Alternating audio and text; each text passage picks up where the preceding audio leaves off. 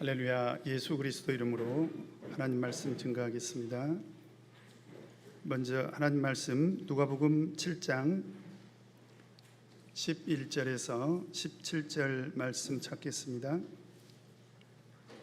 누가복음 7장 11절에서 17절 말씀 제가 읽겠습니다.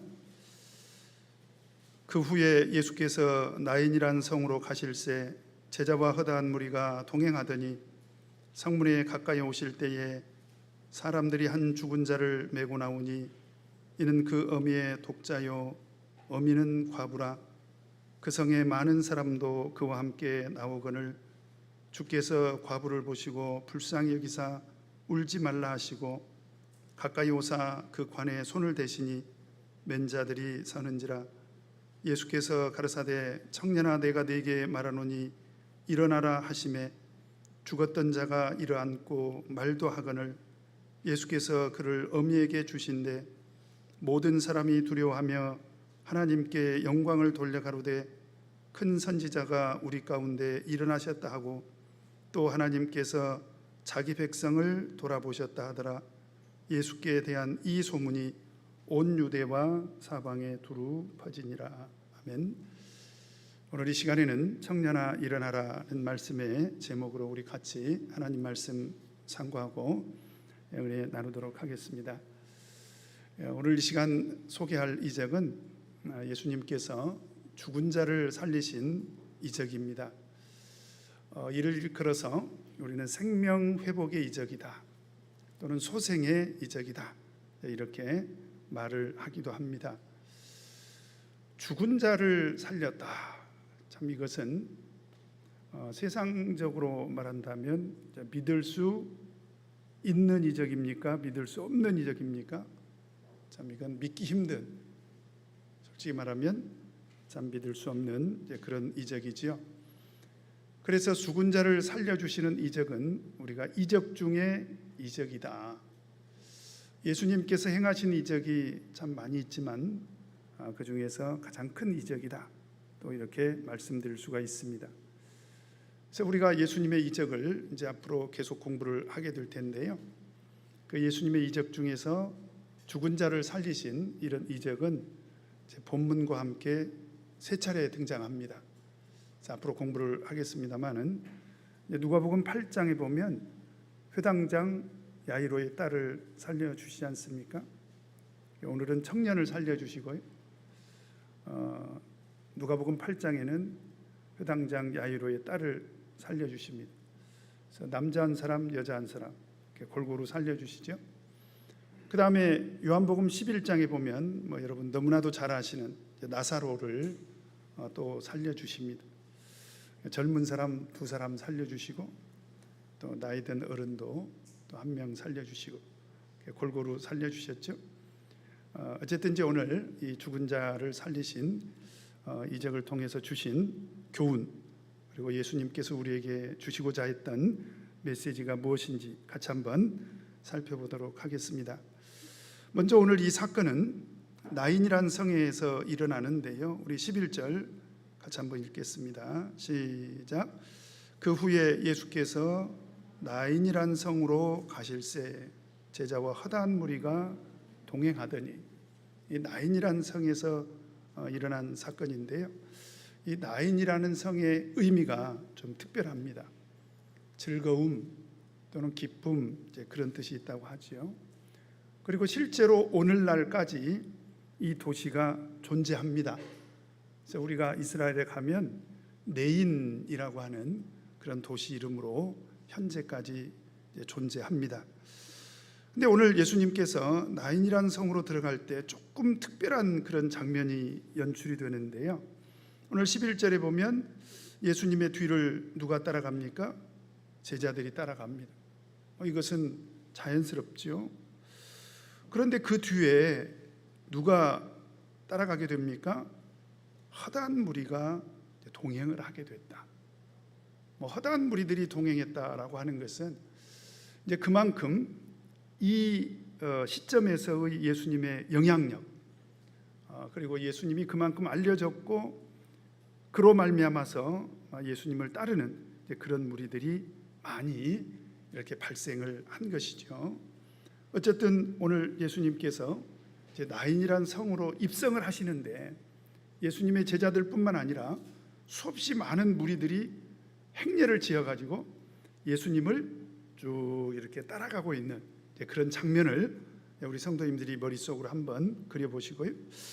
그 다음에 12절에 보면 그 예수님과 제자들 그리고 따르는 허다한 무리들이 그 성으로 들어갈 때 또 한 무리의 행렬을 만나게 됩니다. 어떤 행렬일까요? 우리 12절 같이 한번 읽겠습니다. 시작. 성문에 가까이 오실 때에 사람들이 한 죽은 자를 메고 나오니 이는 그 어미의 독자요 어미는 과부라. 그 성에 많은 사람도 그와 함께 나오거늘. 그래서 그 성문에 가까이 오실 때, 그러니까 그 성에 들어가기 일보 직전에 이제 그런 얘기죠. 예수님과 그 제자들과 따르는 무리들은 성을 향해서 지금 가고 있고 무리지어서, 그 다음에 그 성에서는 막 어떤 행렬이 이제 그 성을 나오려고 하는데 어떤 행렬을 만나게 됩니까? 바로 죽은 자를 메고 나오는 장례 행렬을 만나게 됩니다. 이 장면을 한번 우리가 생각을 해본다면 예수님과 제자들 그리고 따르는 무리들이 수없이 떼를 지어가지고 성문을 향해서 들어가고 있는데 또 성문에서는 죽은 자를 메고 또 그 엄마 그리고 그 관을 맨 사람들, 그 다음에 그 뒤에 보면 그 성에 많은 사람도, 여러분 장례식을 우리가 가보면 실제로 과거에 우리가 이제 상여가 나가지 않습니까? 그러면 가족들뿐만 아니라 뭐 친지, 친척, 그 다음에 이웃들 수없이 많은 사람들이 이렇게 상여 행렬을 이렇게 따라가지 않습니까? 그래서 그 장례 행렬이 이제 그 성문에서 그 관을 이제 뭐 무덤에 이렇게 묻기 위해서 이렇게 나오는 거죠. 이 두 장면을 한번 여러분 생각해 보세요. 하나는 예수님의 행렬, 또 하나는 이제 장례 행렬입니다. 근데 저는 이 두 장면이 연출된 것은 굉장히 의미가 있다고 생각을 합니다. 그래서 이 장면 속에서 우리에게 이미 예수님의 이적을 예고하고 있고요. 그 다음에 또 이 장면 속에는 예표적인 이제 그런 의미도 있다라고 하는 것입니다. 어떤 측면에서 그러냐면 예수님이 지금 제자들과 따르는 무리들과 함께 성을 향해서 가지만 근본적으로 예수님이 세상에 오신 목적이 어디에 있죠? 예수님은 요한복음 14장 6절에 예수께서 가라사대 내가 곧 길이요 진리요 생명이니, 예수님이 세상에 오신 목적은 생명을 주시기 위해서 오셨다는 거죠.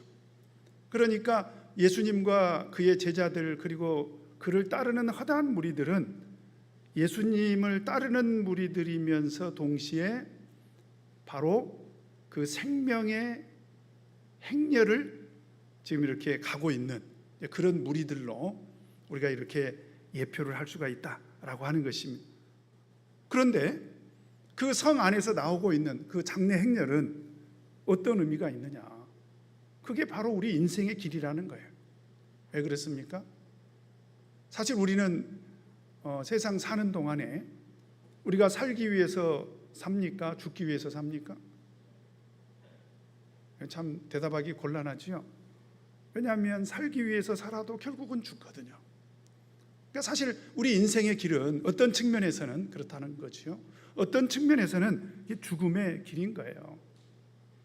그런데 문제는 죽음으로만 끝나는 것이 아니더라는 거지요. 왜 그렇습니까? 죽은 후에는 무엇이 있습니까? 히브리서 9장 27절에 보면 한 번 죽는 것은 사람에게 정하신 것이요 그 후에는 심판이 있으리니.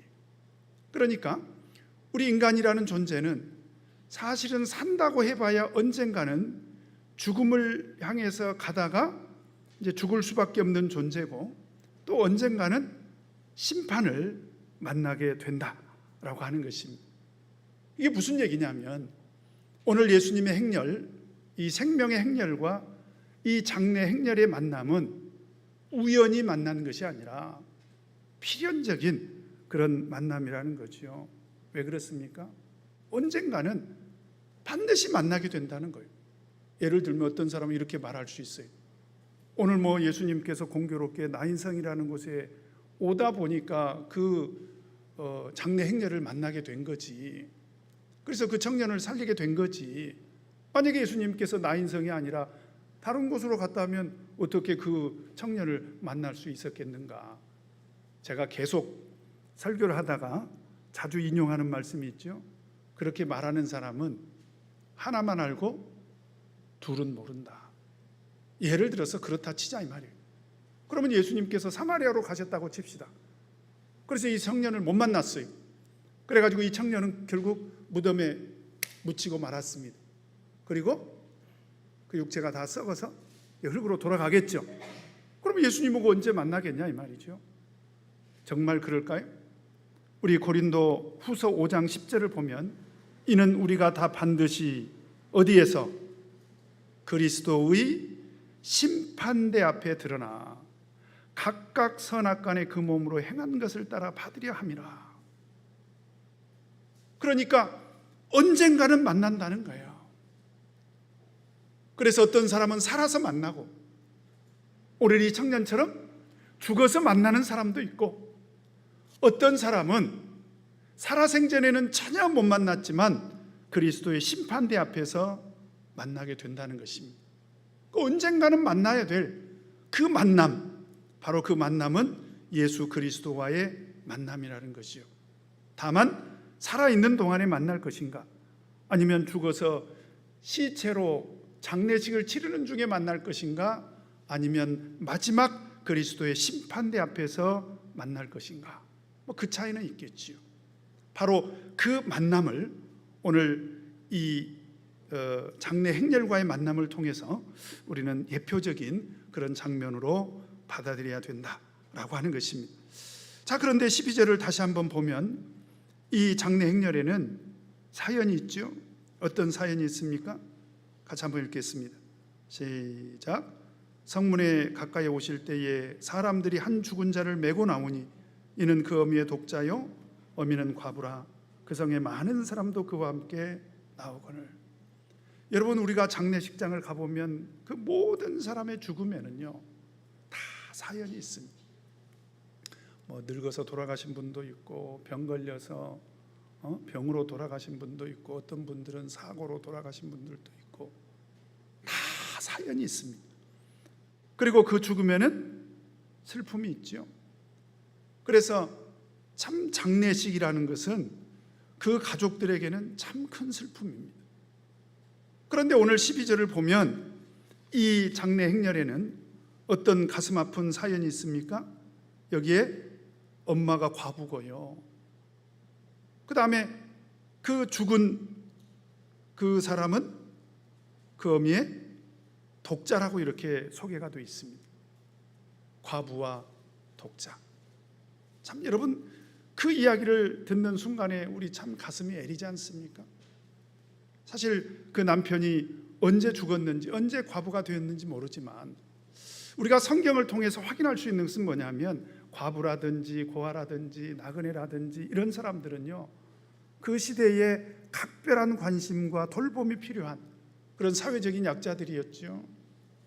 그런데 그런 사람에게 갑자기 불행한 일이 닥치게 됐는데, 그게 뭐냐면 하나밖에 없는 아들 독자가 죽었다는 사실입니다. 여러분, 사실 이 과부에게는요 남편도 없고 이제 아들 하나밖에 없어서 어쩌면 그 아들 독자가 유일한 소망이었을 것입니다. 사실은 엄밀하게 말하면요 독자라고 해서만 소망일까요? 저는 그렇게 생각하지 않습니다. 세상의 모든 부모들에게는요 자식은 정말 소중한 존재예요. 그래서 어떤 부모도 그 자식을 소망으로 생각하지 않는 그런 부모가 없는 거지요. 그렇게 생각해 본다면 하물며 이 과부에게 독자는 정말 절대적인 존재였고요. 세상 사는 동안에 가장 의지하면서 살았을 그런 존재였을 거예요. 그 다음에 이 아들이 그에게는 정말 유일한 그런 소망이었을 것입니다. 근데 이게 웬일입니까? 어느 날 갑자기 병 걸렸는지 사고로 죽었는지 어쨌든 늙어서 죽을 나이는 아니지 않습니까? 청년이니까. 그런데 갑자기 이 아들이 호련히 엄마를 홀로 남겨놓고 떠나버린 거예요. 그러니 이 과부에게는 정말 억장이 무너질 일 아닙니까? 정말 하늘이 무너지고 땅이 꺼지는 그런 절망적인 그런 상황이었을 것입니다.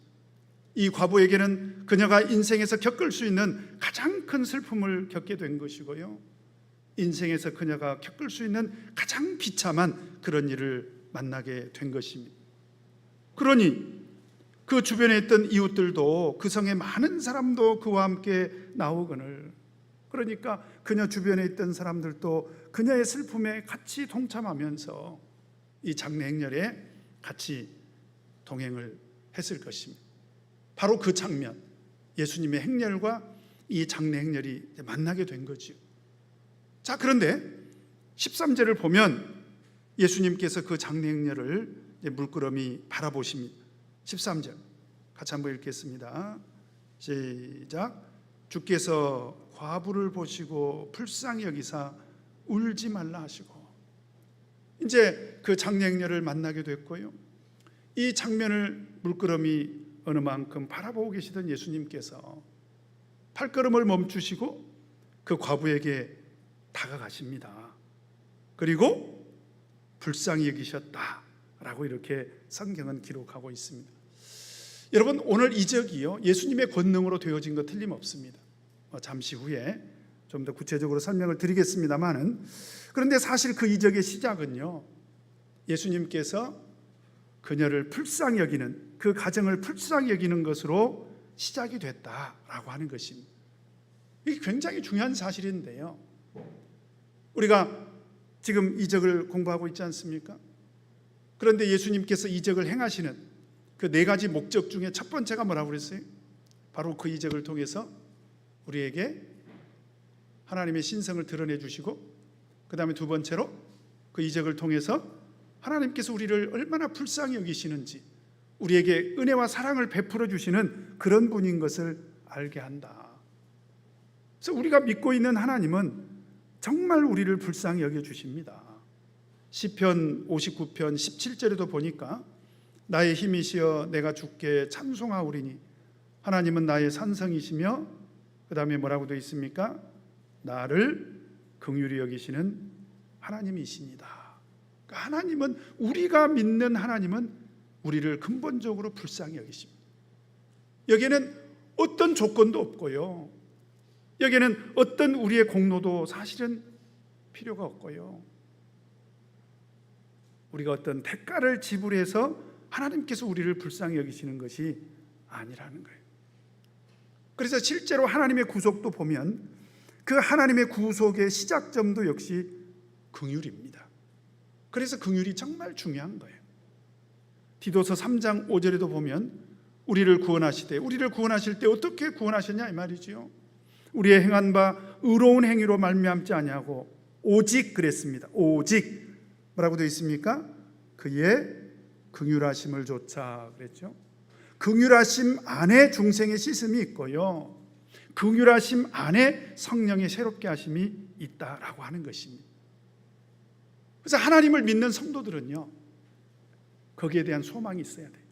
하나님은 나를 불쌍히 여기신다. 자, 따라서 해보십시오. 하나님은 나를 불쌍히 여기신다. 그러니 소망이 있는 거예요. 어떤 상황 속에서도 하나님께서 우리를 불쌍히 여겨주시기 때문에 우리는 언제든지 소망을 품고 살아갈 수가 있는 거지요. 그래서 그 상황을 보시고 불쌍히 여기신 예수님께서 가서 이제 뭐라고 말씀하십니까? 울지 말라, 이렇게 과부에게 위로를 하십니다. 왜 울지 말라고 했을까요? 과부가 아들이 죽었는데 안 울 재간이 있습니까? 그리고 여기서 울다라는 단어는 헬라어로 클라이오라고 하는데요, 클라이오, 사실 영어로 cry라고 하는 단어가 여기서 유래가 됐습니다. 클라이오라는 이 단어는 큰 소리로 울부짖다 그런 뜻이 있습니다. 흐느껴 울다. 하나밖에 없는 그 독자 아들을 잃은 그 슬픔이 이렇게 큰 소리로 울부짖는 그런 울음으로 표현이 된 거죠. 사실 자식을 잃은 부모가 어떻게 자식의 죽음 앞에서 큰 소리로 울부짖지 않을 수가 있겠냐 이 말이죠. 그래서 옛말에 그런 말이 있죠. 부모가 죽으면 땅에 묻고 자식이 죽으면 가슴에 묻는다고 하잖아요. 그러니까 가슴에 묻는다는 얘기는 뭐냐면 이건 일생의 아픔이고 일생의 한이 된다는 거예요. 그래서 울고 있는데, 그죠?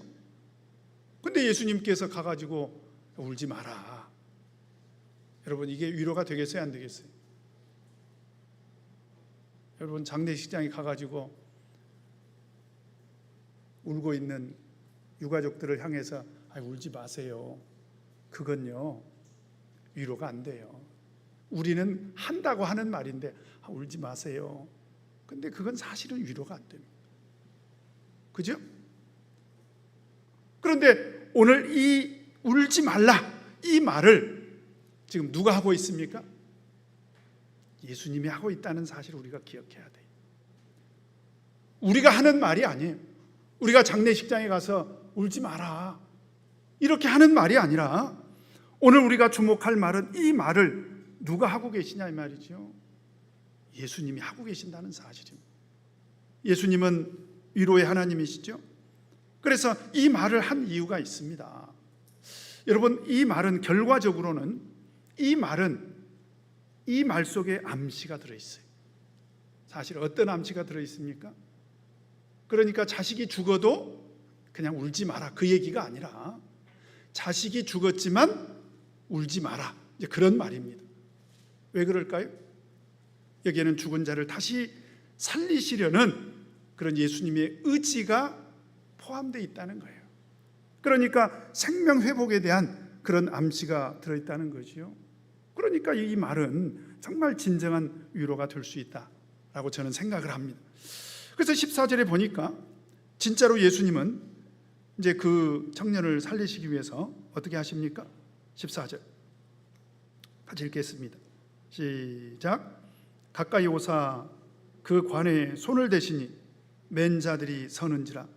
예수께서 가라사대 청년아 내가 네게 말하노니 일어나라 하시매.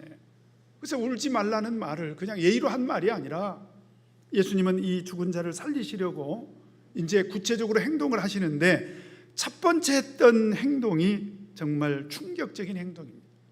지금 어떤 행동을 하십니까? 관에다가 이제 손을 대셨습니다. 왜냐하면 이 관을 맨 사람들이 계속 가니까 이걸 멈춰서게 해야 되지 않겠어요? 그러니까 예수님께서 아마 그 관을 딱 멈춰서게 했겠죠. 관에다가 손을 대시는 거예요. 근데 뭐가 그렇게 충격적인 행동이냐? 여러분 율법으로 본다면 이것은 굉장히 부정한 행동입니다. 왜냐하면 율법에 따르면 민수기 19장 11절에 사람의 시체를 만진 자는 7일을 부정하리니. 그러니까 시체를 만진 거나 관을 만진 거나 사실은 동일한 행동이죠. 이것은 율법에 따르면 부정한 일이기 때문에 철저하게 금지된 그런 행동인데요. 그런데 지금 예수님께서 그 관에다 손을 대셨다는 거죠. 그러면 예수님께서는 율법을 어긴 것입니까? 그건 아니고요. 그러니까 우리가 예수님이 행하신 일을 보면서 좀 정확하게 볼 필요가 있습니다. 이것은 예수님께서 그냥 단순하게 장례에 참여해서 그죠?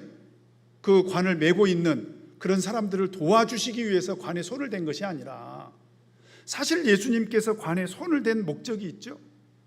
그 목적이 어디 있습니까? 사람의 생명을 살리기 위한 행동이죠. 그러니까 그것을 가지고 우리가 예수님께서 율법을 어겼다 이렇게 말할 수는 없다는 것입니다. 그리고 나서 예수님께서 자 청년을 향해서 뭐라고 말씀하십니까? 청년아 내가 네게 말하노니. 죽어있는 시신을 향해서 지금 예수님께서 하신 말씀입니다. 청년아 내가 네게 말하노니 일어나라, 이렇게 말씀을 하신 거예요.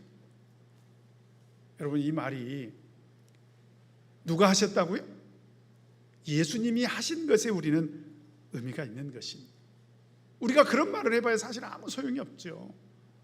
그런데 예수님께서 내가 네게 말하노니 일어나라, 자, 이렇게 말씀을 하시니까 어떤 일이 일어났습니까?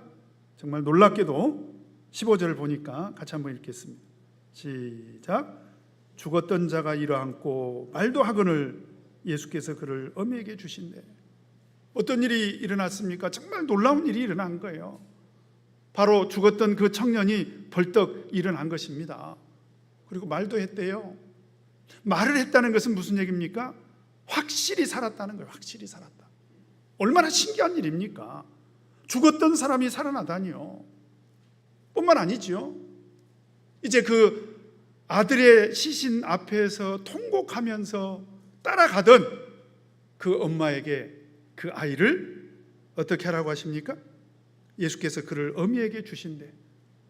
아이, 세상에 금방까지 죽어있던, 그래서 시체로 누워있던, 그래서 무덤에 가서 묻기 위해서 가던 그 아들이 살아나가지고 이제 자기 품에 들어오게 됐으니, 이럴 때 우리가 쓰는 말이 있죠. 어떤 말 씁니까? 이게 꿈이냐 생시냐, 그랬을 것입니다.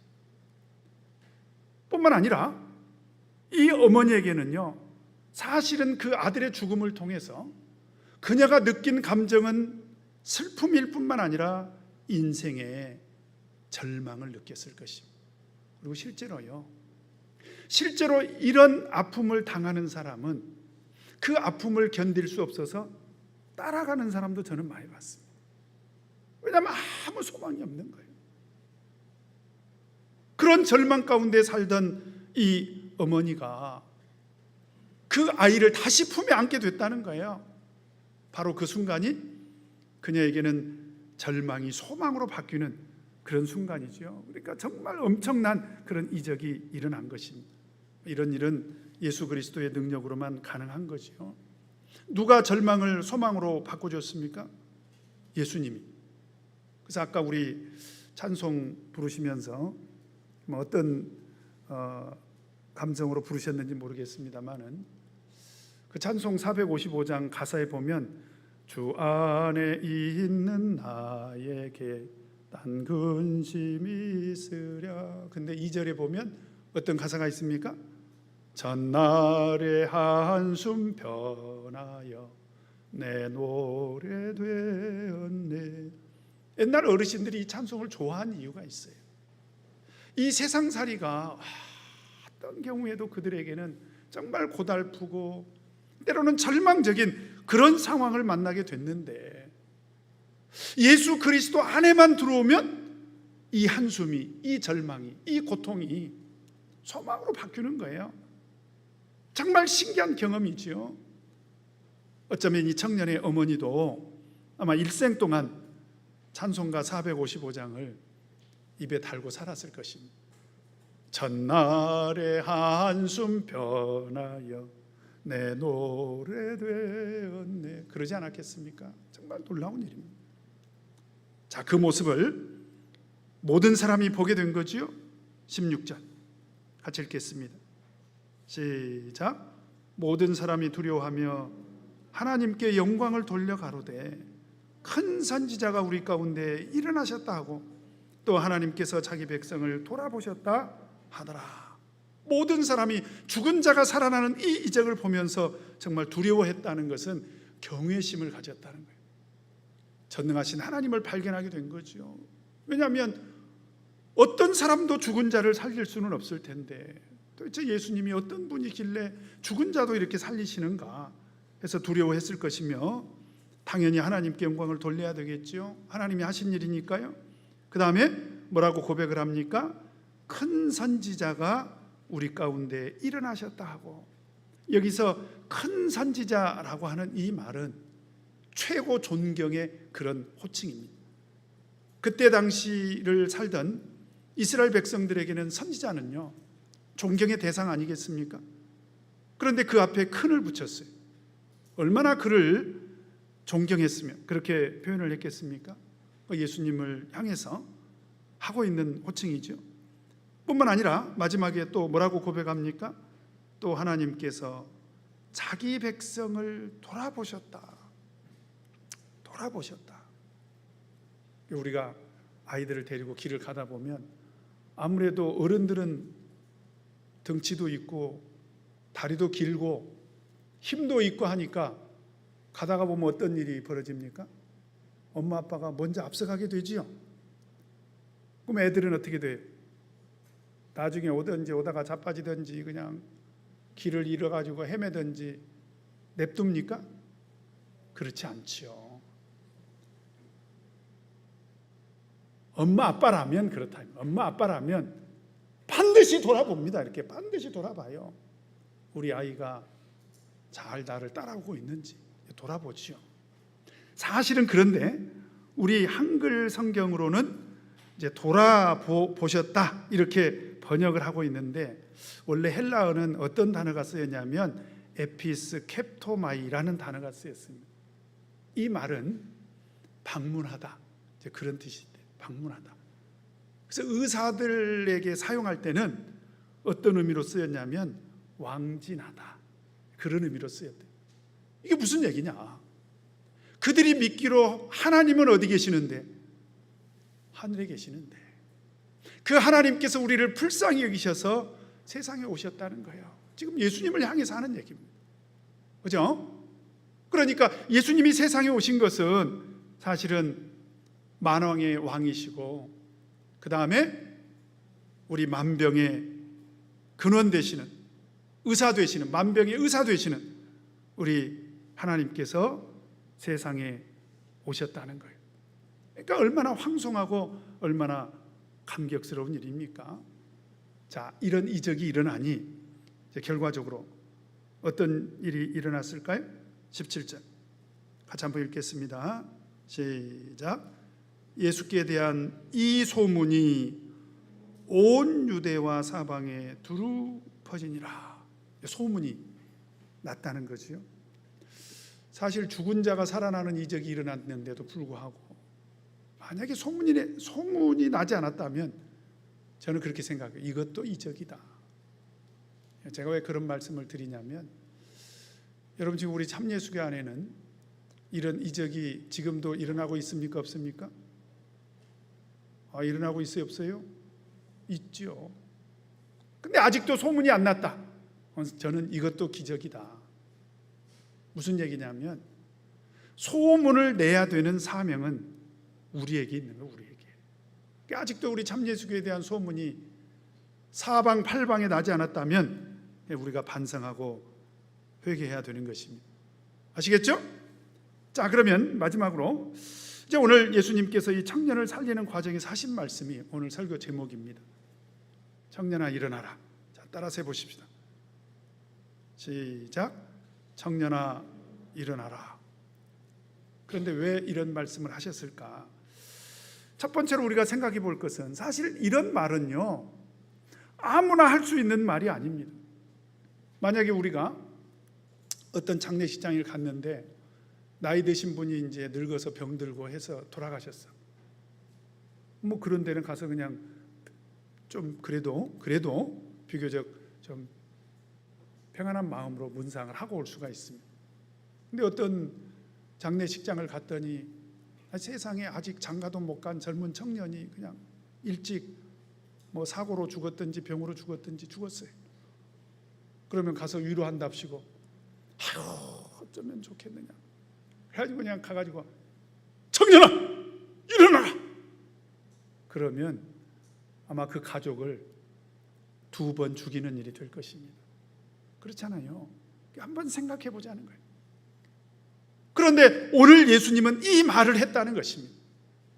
이 말은 아무나 할 수 있는 말이 아니지요. 한번 생각해 보세요. 죽은 사람을 향해서 어느 누가 일어나라고 할 수 있냐 이 말이지요. 그렇다면 오늘 청년아 일어나라 이 말을 통해서 사실 예수님께서 우리에게 하시고자 하는 말씀이 있습니다. 내가 바로 하나님이라는 거예요.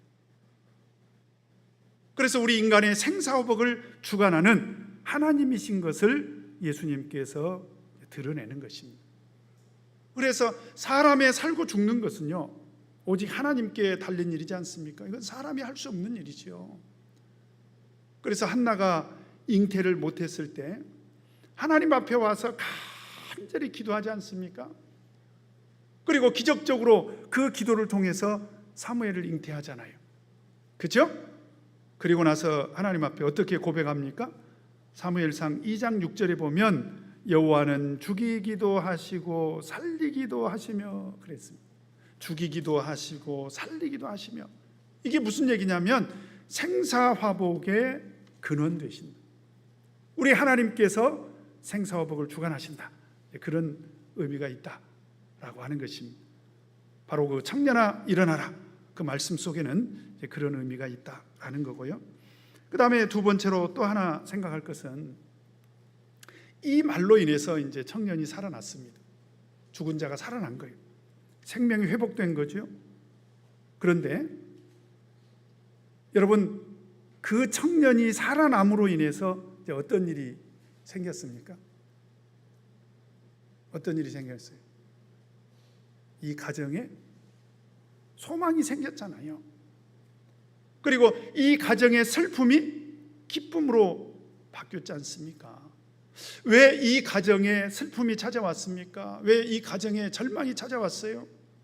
그것은 그 아들, 그 청년이 죽음으로 인해서 찾아온 것인데, 오늘 예수님께서 이 청년을 살려주심으로 인해서 이 가정에 웃음꽃이 다시 찾아오게 되고, 기쁨이 다시 찾아오게 되고, 소망이 다시 생기게 된 거지요. 자, 그래서 저는 굉장히 좀 흥미로운 사실이라고 생각을 하는데, 이 성의 이름이 뭐라고요? 나인. 그러면 나인성에 사는 사람은 항상 즐겁습니까? 나인성에 사는 사람은 안 죽어요? 그렇지 않습니다. 이름만 나인이요. 진짜 이름만 나인. 어쩌면 우리가 살고 있는 세상이 저는 그럴 수 있다고 생각을 합니다. 그래서 우리가 살고 있는 세상에서는 우리 스스로의 노력으로 기쁨을 얻는다거나 우리 스스로의 힘으로 소망을 얻을 수가 없다는 거예요. 그런데 청년아 일어나라는 이 예수님의 말씀으로 인해서 이 가정에 기쁨이 다시 찾아왔고요, 이 가정에 소망이 다시 찾아오게 된 것입니다. 어머니는 그날 이후로 아마 소망의 대상이 바뀌었을 것입니다. 어떻게 해요? 한번 생각해 보세요. 이 아들은 지금 어느 동네에 살고 있을까요? 유진아, 이 청년 어디서 살아? 노량진? 거기서 고시 공부하고 있어? 아닙니다. 또 죽었어요. 그러나 오늘 이 이적을 통해서 이 청년의 어머니는 우리의 소망과 기쁨의 근원은 오직 누구에게만 있다? 예수 그리스도에게만 있다. 이걸 깨닫게 됐다는 거예요. 그러니까 기쁨과 소망의 대상이 이제 바뀐 거예요. 옛날에는 아들밖에 몰랐어. 그래가지고 그냥 오매불망 우리 아들, 우리 아들, 우리 아들, 그냥 우리 아들. 아이고 우리 아들 없으면 나는 못 살아. 그랬던 이 엄마가 이날 이후로는 아들도 물론 소중하죠. 네, 아들도 소중합니다. 그러나 소망의 대상이 바뀐 거예요. 오 하나님, 예수 그리스도시여. 이렇게 소망과 기쁨의 대상이 바뀌었다라고 하는 사실입니다. 그걸 깨닫게 됐다라고 하는 거죠. 자, 그 다음에 세 번째로, 자, 청년아 일어나라. 자, 이 말을 통해서 누가 살아났습니까? 청년이 살아났습니다. 그런데 여러분, 우리가 성경을 보면 예수님께서 유일하게 이 청년만 살렸습니까? 아니면 다른 사람도 살렸습니까? 다른 사람도 살렸다는 사실입니다. 이걸 여러분 기억하셔야 돼요. 아까 제가 말씀드린 대로 누가복음 8장 52절에 보면 54절에 보면 예수께서 아이의 손을 잡고 불러 가라사대 아이야 일어나라 하시니 일어났어요. 그래서 그 회당장 야이로의 딸을 이제 살린 거지요. 그런데 여기서 우리가 하나 좀 눈여겨봐야 될 사실이 있습니다. 청년아 뭐라고 했다고요? 일어나라 그랬죠. 한글 성경으로는 일어나라 이렇게 번역을 했지만 헬라어로는 에게이로라는 단어가 쓰였는데, 이 뜻이 뭐냐면 깨우다, 그런 뜻입니다. 깨우다가 첫 번째 뜻이 깨우다. 잠자고 있는 사람을 깨우는 거죠. 그래서 눈을 뜨게 하다, 이제 그런 뜻이 있습니다. 왜 이런 단어를 쓰셨을까? 누가복음 8장 52절에 보면 모든 사람이 아이를 위하여 울며 통곡하며, 이건 죽은 그 야이로의 딸 때문에 울고 통곡하고 있는 거예요. 그런데 예수님이 이르시되, 여기서도 또 울지 마라 그래요. 울지 마라. 근데 여기에도 암시가 있죠. 어떤 암시가 있습니까? 그 아이를 이제 살리시려고 하는 말씀이지요. 그런데 살리시려고 할 때 뭐라고 말씀을 하시냐면 죽은 것이 아니라 뭐라고요? 잔다. 이거 의도적으로 하신 말씀. 죽은 거 맞죠. 죽은 거 맞는데 예수님은 잔다, 이렇게 말씀을 하셨습니다. 나사로를 살리실 때도 예수님께서 동일하게 요한복음 11장 11절에 보니까 이 말씀을 하신 후에 또 가라사대 우리 친구 나사로가 뭐라고 되어 있습니까? 잠들었도다. 그러나 내가 깨우러 가노라.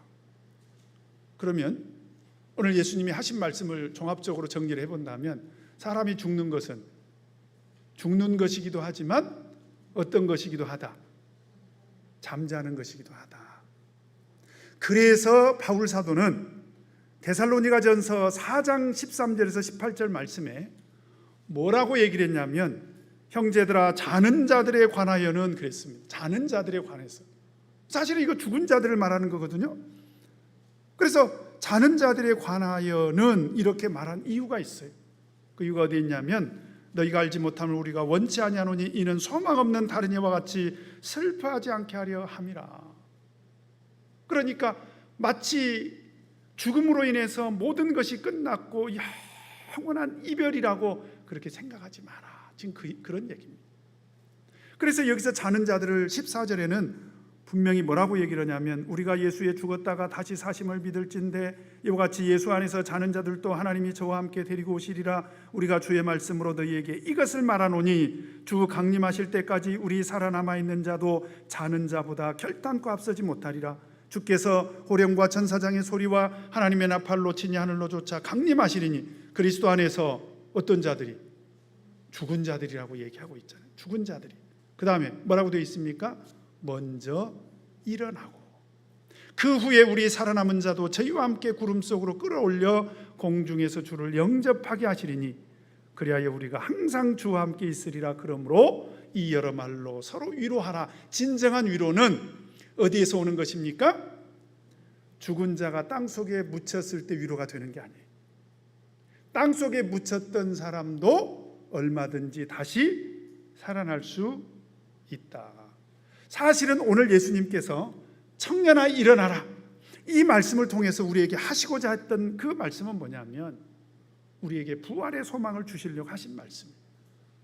그래서 그 나사로를 다시 살리시는 과정에서 예수님께서 뭐라고 말씀하셨습니까?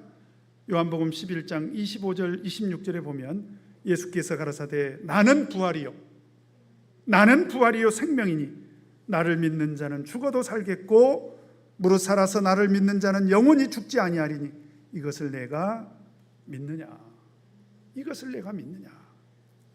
그래서 오늘 청년아 일어나라, 이 말씀을 통해서 우리에게 어떤 소망을 주시려고 했느냐? 하나님은 죽은 자도 살리시더라. 그리고 죽은 자를 하나님은 마치 잠자는 사람처럼 취급하시더라. 그러면 결국 우리가 앞으로 늙어서 죽든지 병 걸려서 죽든지 사고로 죽든지 죽을지라도 사실은 우리는 하나님의 능력 안에서 본다면 마치 그것은 잠자는 것에 불과하다. 그리고 언젠가는 하나님께서 우리를 불러주시겠죠. 무덤에 잠자고 있을 때 하나님께서 영신아 놀랬지? 일어나라! 그러면 벌떡 일어나겠죠. 이런 이적이 일어난다는 거예요. 얼마나 놀라운 일입니까? 제가 대만에 가서 두 번이나 직접 들은 간증인데요. 한 번은 그 교회 장로님을 통해서 들었고요. 한 번은 그 간증의 대상이었던 분의 손녀 딸을 통해서 제가 직접 들었는데요. 참 신기한 간증을 제가 들었습니다. 대만도 우리 한국이 일제 시대에 36년 동안 식민 지배를 받았던 것처럼 대만도 이제 일제로부터 식민 지배를 받았는데요. 무려 몇 년을 식민 지배를 받았냐면 50년을 받은 거예요. 50년. 근데 이때 신앙적으로 박해가 정말 심했대요. 대만의 참예수교회가 세워진 때가 언제냐면 1927년입니다. 1926년인가요? 하여튼 그 6년인지 7년인지. 그리고 1945년에 해방이 됐으니까, 그리고 또 참예수교회가 들어가서 한 20년 동안은 일제 그 핍박 속에서 살게 된 거예요. 그래가지고 이제 저기 아리산 쪽에 가면 낙야교회라는 데가 있는데 일제 핍박이 너무 심하니까 결국은 많이 모였던 신도들이 점점 이렇게 믿음이 식어져 가지고 이제 교회에서 떠나게 됐대요. 그래서 거의 대부분의 신도들이 이제 교회를 떠나게 될 때 있었던 일이래요. 그러던 중에 어떤 모친이 이제 병에 걸렸답니다. 그래도 믿음의 사람들이 몇 명 있어서 서로 연락을 해가지고 우리 교회 모친이 돌아가시게 됐으니까 우리 같이 모여서 모친을 위해서 기도하자고. 그래서 이제 몇 사람이 모여서 기도를 했다고 합니다. 그런데 애석하게도요, 이 모친이 신도들이 간절히 기도하는 중에 숨을 거두게 돼요.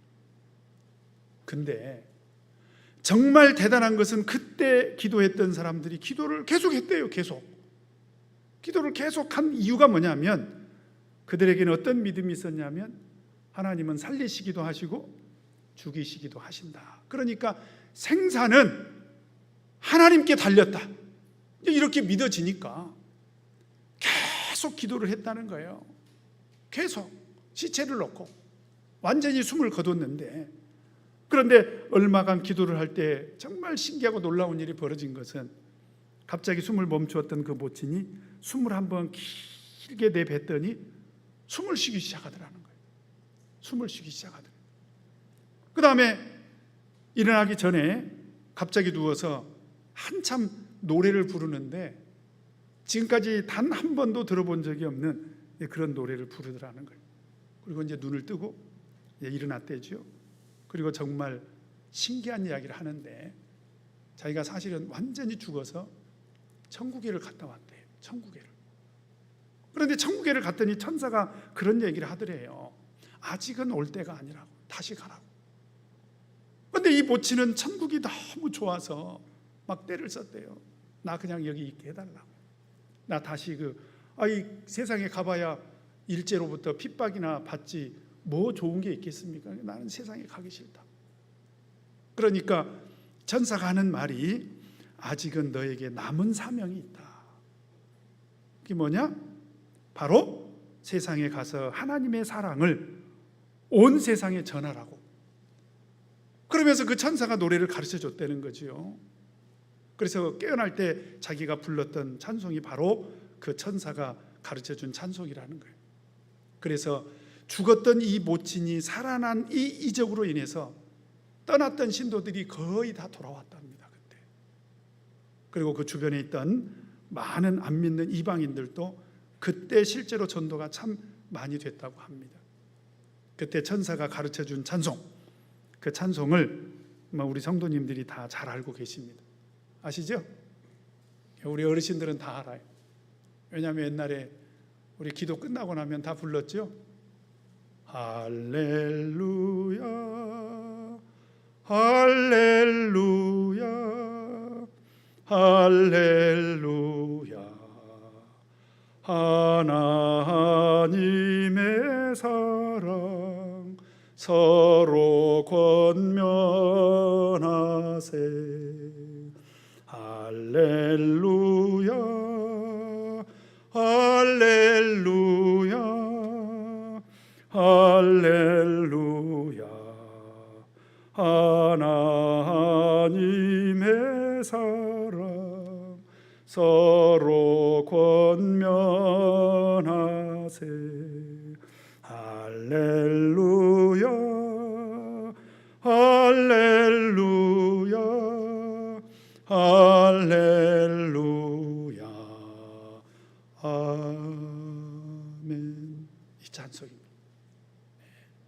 너무 신기한 일이죠.